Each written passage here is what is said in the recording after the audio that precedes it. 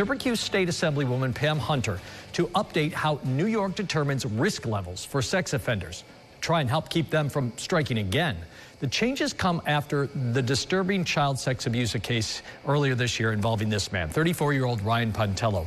He is accused of raping a 5-year-old girl, sexually abusing 2 others. At the time, he was considered a low-risk sex offender from a previous case years ago.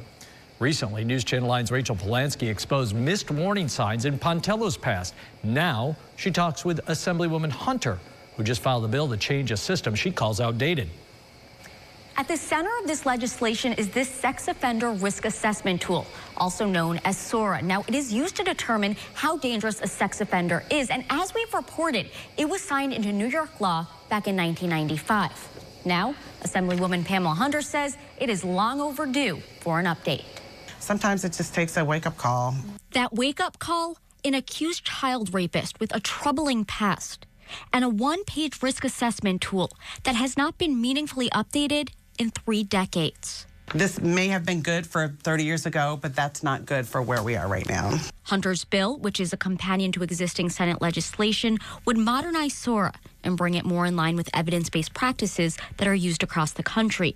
One of the biggest flaws, she says, the current tool does not account for digital behavior. News Channel 9 got a hold of Pontello's 2013 risk assessment from a previous case. And even though he admitted to searching for child pornography online, he did not get any points for it because online activity is not factored in. Among the proposed changes, the tool itself would be reviewed and updated regularly. It would incorporate behaviors proven to predict reoffending, and it would create a statewide database tracking sex offender recidivism.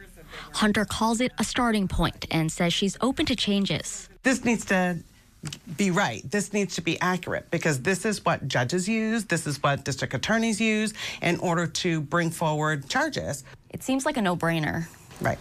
It shouldn't have to take a case where a young person is taken and assaulted and will have lifelong trauma in order for a bill like this to be escalated and prioritized.